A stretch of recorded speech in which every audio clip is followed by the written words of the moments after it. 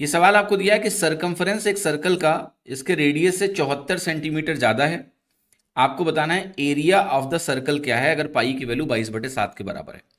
देखिए, ऐसे सवालों को करने में सबसे पहला काम आपको क्या करना चाहिए कि जो एक स्टैंडर्ड सर्कल है, स्टैंडर्ड सर्कल एक सर्कल है जिसके बारे में आपको बार बार बताता रहता हूं। ये स्टैंडर्ड सर्कल का मतलब ऐसा कि नहीं कि कोई स्टैंडर्ड सर्कल मैथमेटिकल डेफिनेशन में है, नहीं, वैल्यू के टर्म्स में है। अगर रेडियस 7 होता है तो आपका जो कहते हैं ना पेरीमीटर होता है वो उस समय 44 होता है, सरकमफ्रेंस जिसको बोलते हो आप, और जो आपका एरिया होता है वो एरिया उस समय 154 होता है। ये ध्यान रखना है आपको, क्योंकि इससे आपको बहुत मदद मिलने वाली है।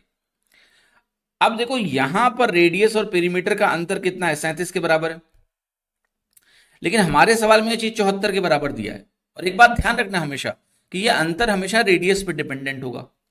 अगर आप रेडियस को 14 कर लीजिए तो पेरीमीटर भी डबल हो जाता है, 88 हो जाता है, और ये अंतर क्या होगा, ये दुगना तो अंतर भी दुगना हो जाएगा, तो ये 74 हो जाता है। एरिया उस समय 616 रहता है। रेडियस दुगना होने से एरिया 4 गुना हो जाता है। तो यहां पर यही तो दिया है 74। तो अंतर जब इन दोनों का 74 के बराबर होगा तो एरिया उस समय क्या होगा, 616 होगा, क्योंकि रेडियस उस समय आपका 14 सेंटीमीटर है। ये बात आपको ध्यान रखनी है। तो क्या क्या ध्यान रखना है, रेडियस की वैल्यू, 2 पाई आर की वैल्यू, और एरिया यानी पाई आर स्क्वायर की वैल्यू, किन किन वैल्यूज के लिए। 7 ध्यान रखिए 44 ये होता है, उस समय ये 154 होता है। 14 ध्यान रखिए जब ये 14 होगा तो ये 88 होगा, ये 616 होगा। आपको 21 भी ध्यान रखना है, ये ऐसा होगा तो 132 होगा।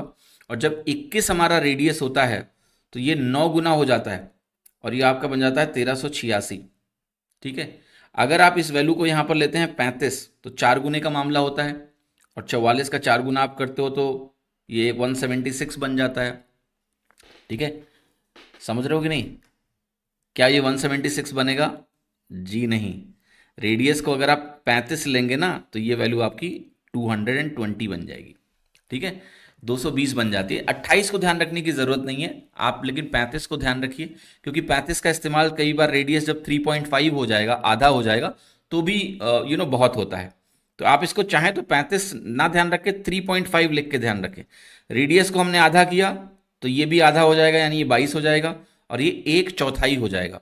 154 का आधा 77 होता है, 77 का आधा 38.5 होता है। ये वैल्यूज आपको ध्यान होनी चाहिए। अगर यही वैल्यू 35 होती तो ये 10 गुना होता, और ये 3850 होती।